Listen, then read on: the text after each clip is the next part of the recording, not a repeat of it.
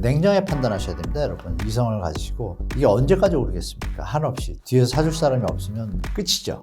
연착륙이 아니라 도리어 상승시키려는 느낌을 줄 정도로 대책들이 좀 남발되고 있죠. 현재 사실 신생아론이 나왔지만 이게 독인지 약인지 헷갈릴 정도 지금 상황인 거예요. 왜? 지금 이 비싼 집값을 젊은 세들이 떠안으라는 얘기냐라는 비판이 나왔거든요. 주택가격이 너무 높잖아요. 스트레스 DSR이 언제부터 시행된다고 발표하는 순간 투자하는 분들은 공부를 많이 하거든요. 그분들은 바로 뭘 할까요?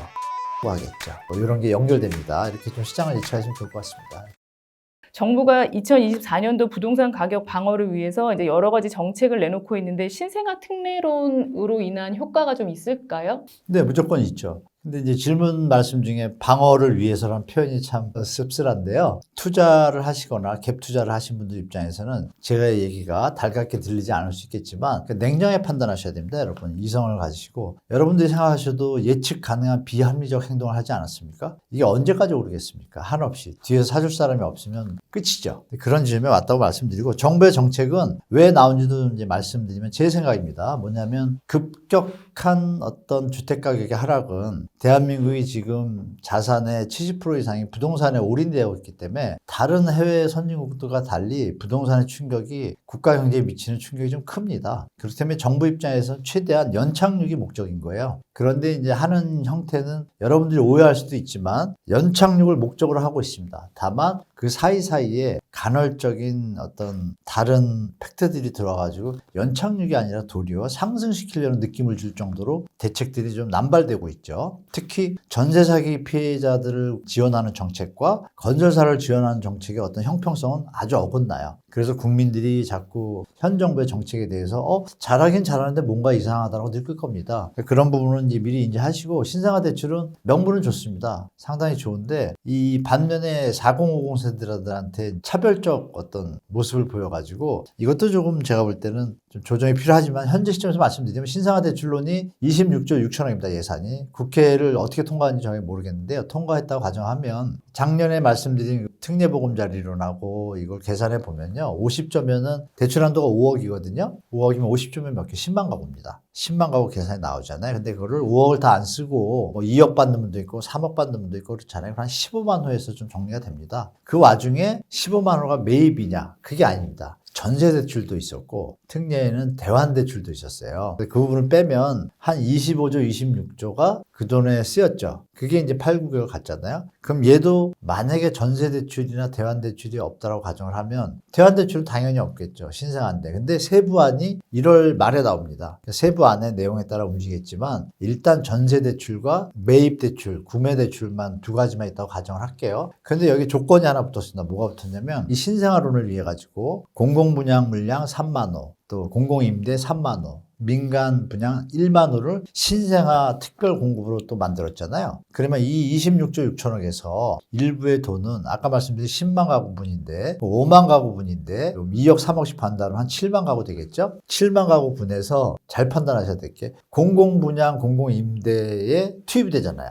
그럼 이건 뭐예요? 신규 분양이죠. 기존 주택시장에 영향을 미쳐요, 안 미쳐요? 안 미칩니다. 이게 이제 팩트입니다. 그래서 신생아론의 어떤 주택가격 상승 여력은 단순 계산으로 하면 50조와 26조니까 또 한 5, 6개월 갈 수도 있겠구나 보겠지만 제가 말씀드릴 수 있는 건 이번엔 다르다. 왜? 지금 말씀드린 대로 공공분양과 공공임대 이 부분이 많이 투입이 될 것이기 때문에 그러면 또 한 반 정도, 반이 아니라 7만 가구는 많잖아요. 그 부분이 정부가 조정을 할 때 예를 들어서 3만 원만 한다. 합의 7만인데 이러면은 약간 국민 기만이죠. 7만 원 하기로 했으면 해야 되는데 이 부분이 어떻게 작용될지 모르지만 중요한 것은 결정이 어떻게 돼요?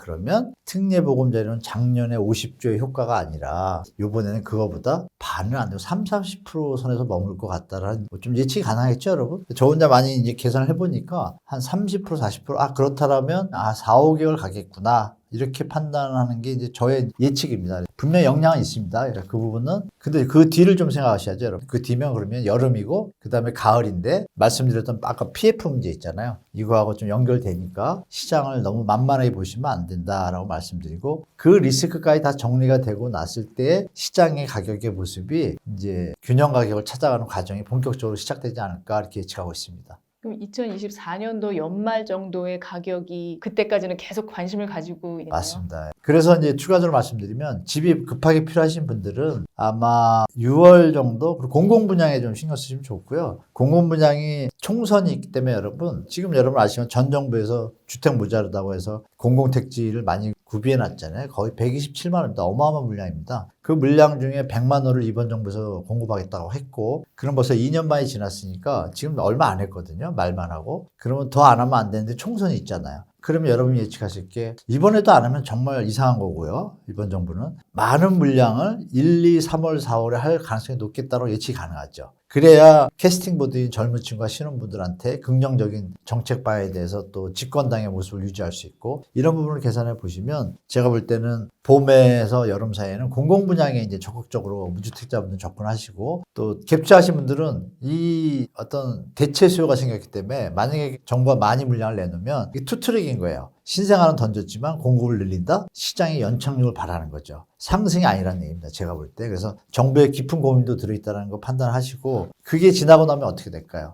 기존 주택들이 힘을 못 썼겠죠. 신생아론의 제한적인 상승밖에 없을 것이고 그 다음은 국가 경제가 좋아져서 우리가 소득이 많이 늘어나면 따라가겠지만 지금 당분간은 금리 인하가 한국의 금리가 미국보다 낮기 때문에 미국이 0.에서 0.75 올해 안에 한다 할지라도 우리는 폭이 제한적입니다. 하는 총재의 워딩을 잘 보시면 돼요. 그런 걸 보시면은 이런 부분이 시장에서 여러분들이 판단할 때는 충분히 파도가 치고 있으니까 지나고 나서 그때 한번 시장을 봐도 되겠구나라는 긴 호흡을 가지고 시장을 보셔도 좋을 것 같다라고 말씀드리겠습니다. 또 정부에서 청년 주택 드림 청약 통장이라는 것도 내놨잖아요. 또 청년만을 위한 제도가 아닌가요? 예, 그것도 뭐 좋은 정책인데 총선이 다가왔다는 느낌이 들죠. 청년들한테는 좋은 겁니다. 이자율도 높고요. 또 1년 동안 기본적으로 부입하고 나중에 이제 분양을 받을 때 대출을 또 저렴한 이자로 해줍니다. 그래서 너무 좋은 정책이에요. 다만 올해 시장에는 영향을 미치지 못합니다. 올해는 이제 예금만 붙는 거고 후년이 돼서야 이제 그때 이제 시장의 수요로 이제 전환되잖아요. 그래서 올해는 별로 시장을 많이 못 끼치지만 우리 청년분들 입장에서는 충분히 활용하시면 좋습니다. 비과세 혜택이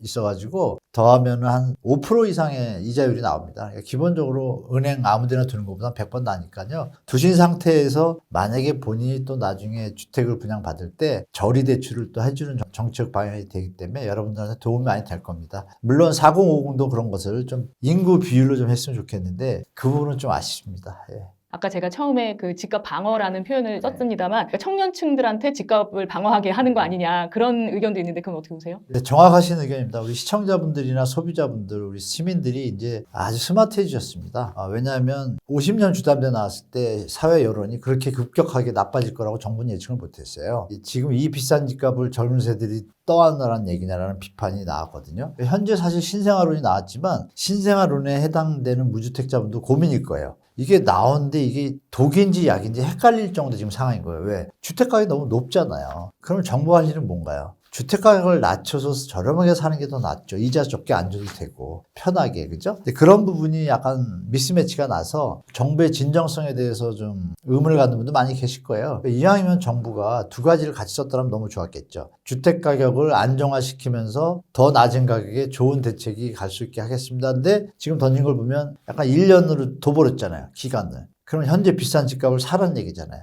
그런 부분 때문에 천일의 칠면조 같은 막 좋은 먹이를 매일 주는 것 같지만 천일 뒤에는 잡혀먹잖아요. 근데 마치 그런 느낌을 받아서 명쾌하거나 상쾌하거나 기분이 좋지는 않으실 거예요. 신생아론 해당자분들도. 그러니까 여러분들 좀 공부를 하셔야겠죠. 좀 딴 데보다 많이 떨어진 지역. 이런 부분을 한번 생각해 보시면 되겠죠. 만약에 다 같이 신생아론을 지금 안 쓰고 있다. 연말에 쓰겠다면 어떻게 될까요? 주택가격이 더 내려오겠죠. 그때 하면 다 되는데 이게 각각 개인의 어떤 뭐랄까 약점? 이거를 정부가 또 언론이 활용하는 부분도 없지 않아 있습니다. 이 시기를 통해서 영끌로 어려웠던 분들이 또 매도할 수 있는 기회. 그러니까 항상 다수의 행복과 소수의 피해가 민주주의인데 그 부분이 지금 투명하게 정부가 그런 가이드까지 줬더라면 더 좋을 텐데 헷갈리게 해놨죠. 가지고 있는 분들은 더 오를 수 있다는 착각에 빠지게 하고 신생아론을 가진 분들은 더 내리면 사야 되는데 하는 고민에 빠지게 하고, 그러니까 이제 투명성과 가이드가 명확하지 않다라는 건 여러분이나 저나 느끼겠지만, 중요한 건 우리는 현재 살고 있고 현재 시점에서 최대한 활용해야 되는데, 주택 가격의 하락과 상승에 대해서는 뭐 이런 전문가들이나 여러 가지 데이터를 보고 참고하시겠지만, 본인이 느끼실 때 신생아론을 받아가지고도 이거 부담된다 그러면 이건 문제가 있는 거고요. 그럼 여러분이 안 받으시면 다른 분도 안 받겠죠?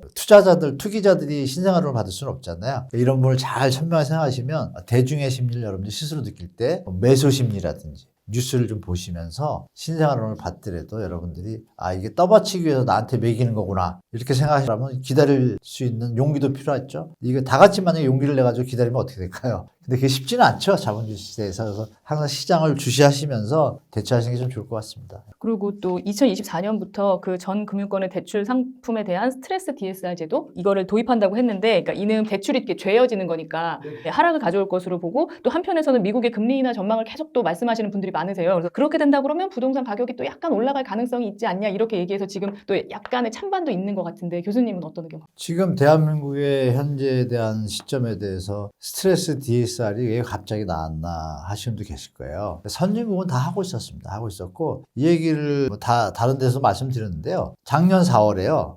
그 GST라고 해서 글로벌 스트레스 테스트. 먼저 아실 게 뭐냐면 스트레스 테스트 DSR이라는 게 뭐냐면요. 금리를 3%로 대출을 받아서 풀로 받았어요. 그래서 자기 생활을 하고 이자를 최대한 내고 집값이 오를 걸 믿고 그냥 아껴 쓰고 사는 분들이 많잖아요. 그런데 금리가 올랐어요. 그럼 생활이 유지가 돼야 안 돼요. 힘들어지면 경제에 도움이 안 됩니다. 그 경제 주체가 깨지고 소비가 줄게 되고 이런 일들이 도움이 안 되지 않습니까? 부정적이잖아요. 그래서 미리 금리가 오를 걸 대비해서 테스트를 합니다. 그걸 스트레스 테스트라고 해요. 그거 해가지고 넉넉하게 그러면 1%가 올라도 대비할 수 있는 대출 기준을 정해야겠구나라는 게 이 베이스입니다.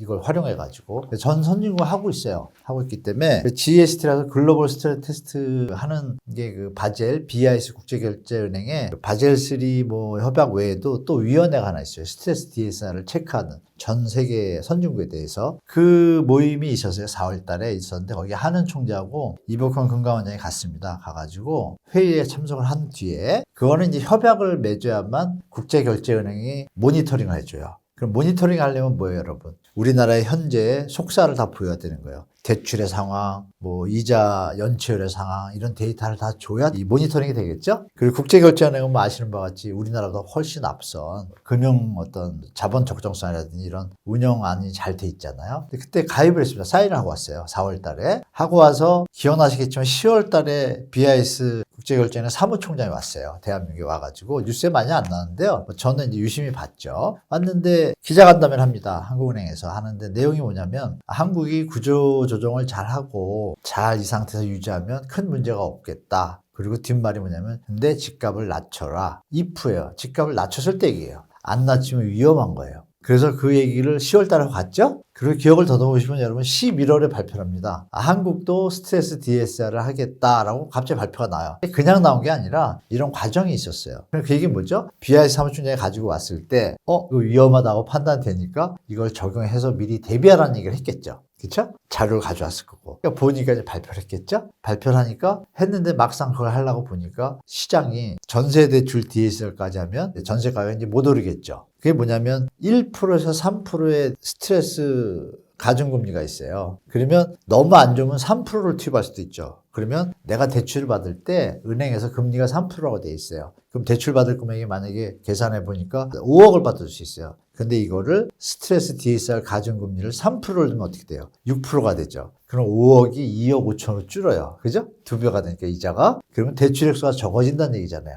그 얘기는 스트레스 DSR을 하는 순간 대출이 쪼여진다는 얘기입니다. 발표를 했죠? 그리고 만약에 그 1에서 3%인데 제가 볼 때 아마 1% 정도 투입할 것 같아요. 정부에서. 좀 민감하니까. 1% 정도 투입하면 우리가 보통 지금 4% 받으니까 현재 받는 대출액의 25%가 감소 효과가 있겠죠? 그러면 대출 요새 가계부채 많이 늘어난다 그러잖아요. 그걸 좀 긴축시키고 이런 방향으로 가니까 시장에는 투자자들한테 악재지만 무주택자들한테 이제 호재입니다. 대출이 적어지면 주택가격이 상승의 힘이 약해지거든요. 그러면 이제 조정으로 가서 균형 가격에 가겠죠? 이렇게 보시면 스트레스 DSR이 언제부터 시행된다고 발표하는 순간 시장은 시청자분들 외에 투자하는 분들은 공부를 많이 하거든요. 그분들은 바로 뭘 할까요? 팔려고 하겠죠. 이런 게 연결됩니다. 이렇게 좀 시장을 예측하시면 좋을 것 같습니다. 고물가, 고금리 막 이런 시대라고 하는데요. 그래도 이제 뭐 젊은 층이나 아니면 40대, 50대의 이제 무주택층이나 이런 분들은 부동산에 계속 관심을 가질 수 있잖아요. 근데 그런 분들은 이제 다주택자나 아니면 무주택자를 경우로 나눠서 이렇게 관망을 해야 될지 아니면 과감하게 투자를 또 할 땐 해야 될지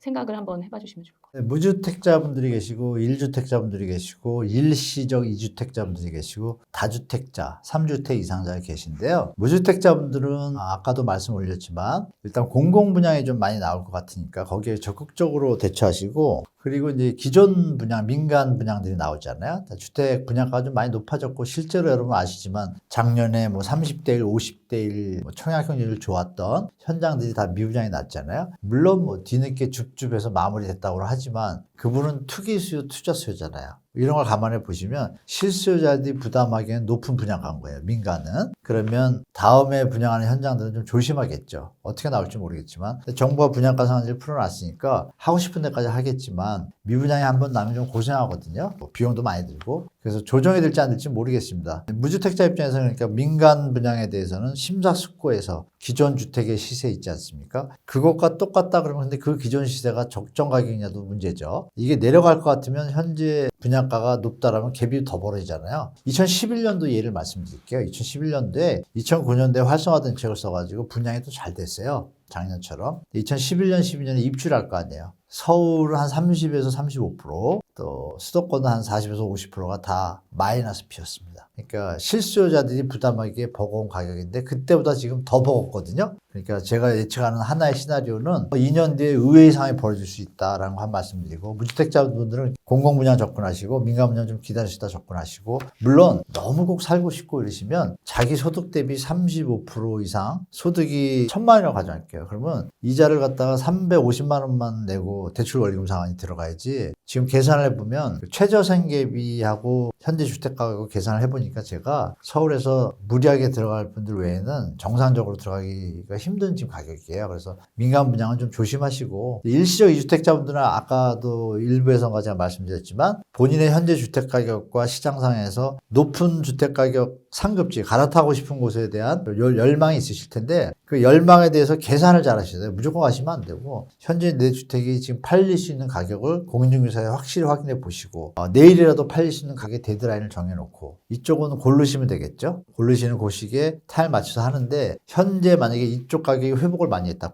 고가, 그럼 타임이 아닌 거죠. 고가가 떨어질 때 내 집과 비교를 하셔야 되는 거예요. 그래서 그런 부분을 좀 조정, 시장 보면서 좀 판단하시고, 또 공공분양의 유주택자 추첨제도 좀 있습니다, 일부. 그것을 활용하시는 것도 좋습니다. 보통 마지막 추첨제 물량의 20% 정도가 유주택자도 할 수가 있어요. 그것도 눈여겨보시면 되고, 그 다음에 이제 일시적 2주택자분들은 두 채잖아요. 근데 올해까지 5월 29일까지가 다주택자, 일시적 2주택자 양도세 중과 배제예요. 그게 지나면 세금을 더 많이 내야 돼요. 그러니까 지금 5월까지 신생아론과 겹쳐서 조금 주택가격에 받쳐줄 때 유동성이 부족한 분들, 그런 분들은 좀 빨리 매도하시는 게 좋고, 전세 가격이 뭐 올랐다고 하지만 전세 가격이 현 시점에서 올 초에 비해서 오른 거죠. 예를 들어서 2022년도 전세 가격이 24억인 서초동 반포 아크로리버 전세 가격이 24억이었어요. 한 20억. 근데 그게 12억대로 내려왔다가 14억이 됐습니다. 그러면 2년 전에 그분은 아직도 전세보증금을 더 받아야 되죠. 실제로 그 데이터가 나와 있는데요. 전세보증금 돌릴 수 꽤 많습니다. 역전세는 벌어지고 있는 거예요. 근데 이제 언론에서 이렇게 표현하는 거고. 그러니까 일시적 2주택자 입장에서 하나는 전세를 났을 거 아닙니까? 전세 돈이 내려가잖아요. 점점점. 이런 거 좀 계산을 맞추셔가지고 레버리지가 좀 부담된다 그러면은 좀 유동성 관리 하셔야 되고, 양도세 물리지 않으시려면 과감하게 차익이 줄더라도 처분하시는 방식을 채택하는 게 좋고, 나는 3년 이상 들고 갈 자신 있다 그러면 들고 가시고 이렇게 하시면 되고, 다주택자분들은 냉정하게 판단하셔야 됩니다. 월세를 가지고 계신 분이 집이 10개가 있는데 월세를 가지고 전부인 집이 있고 반전세인 분도 계실 거고 다 전세인 분도 계실 거예요. 다 전세인 분이 5억짜리 집을 1억에 투자하면 10채면 5억, 1억이면 10채면 10억이잖아요. 자산은 얼마예요? 50억이에요. 5억짜리 집이 10개니까 50억 자산가요. 근데 어느 분은 전세로 강남에 15억에 살고 있어요. 누가 더 돈이 많아요? 가끔 다주택자분들이 올 전세로 풀 배팅 해가지고 IMF 때도 그랬고요. 글로벌 때도 그랬고 자빠진 분들 많이 있습니다. 제 주위에. 제가 항상 경험이 있다 보니까 10개라고 가정하면 5개는 무조건 정리한다. 차익이 없더라도. 왜? 그래야 나머지 5개의 충격이 왔을 때도 버틸 수가 있습니다. 여러분들 아시는 것처럼 주택가격은 장기적으로 우상하잖아요. 자본주의 시스템 자체가 그렇게 만들어져 있기 때문에 적정 인플레이션 2%라는 게 이 자본주의가 만드는 룰이잖아요. 그럼 2%만 계속 오니까 결국은 그 지점에 이제 가는데 그 과정에서 이게 연장선이라 그러면 너무 올라가면 내려오잖아요. 근데 왜 올라간 걸 굳이 살까요? 내려올 때까지 기다려야 되고 이런 부분이 있으니까 타임 갭이죠. 그러니까 다주택자분들은 무대뽀로 그냥 10개 있다고 가면 망합니다. 딱 보시고 지금의 하락기인지 상승기인지 보합기인지 판단하셔가지고 아, 내가 과연 현재의 고금리를 유지할 수 있는가. 다 전세를 있으면 본인이 책임이 없으니까 이자 부담이 없으니까 갈 수 있을 것 같지만 그러니까 정부가 그래서 전세대출 보증반환 대출을 만들었잖아요. 내려가니까 대출 이자 내기 시작했잖아요. 그 이자가 내가 소득이 없으면 망하겠죠. 소득이 있으면 계산하셔야 되잖아요. 그 부담되면 어떤 일이 벌어지냐면 여러분 부인하고 싸우게 되고 남편하고 싸우게 됩니다. 그러면 원래 부동산 투자의 목적이 행복인데 수단과 목적이 바뀌었죠 여러분? 절대 초심 잃으시면 안 되고 다주택자분들은 냉정하게 천년 사는 거 아닙니다. 냉정하게 적정하게 과도한 욕심은 가지면 안 되는 걸 철칙으로 생각하시고 레버리지 줄이시고 유동성 확보하셔서 장기적으로 대비하시면 더 좋을 것 같습니다. 경제원탑에 나오셨는데 느낌 어떠셨는지 마지막. 경제원탑 이렇게 사무실 분위기가 일단 너무 좋습니다. 제목도 좀 멋있잖아요. 원탑. 일단 시청자분들이 아시고 싶어하는 질문의 어떤 내용도 너무 좋고요. 제가 좀 짧지만 미력하지만 제가 아는 건 최대한 말씀드렸는데 부족한 게 있으면 다음에 또 초대해 주시면 제가 준비 열심히 해서 공부 더 한 다음에 또 제가 아는 것도 전달해 드리도록 하겠습니다.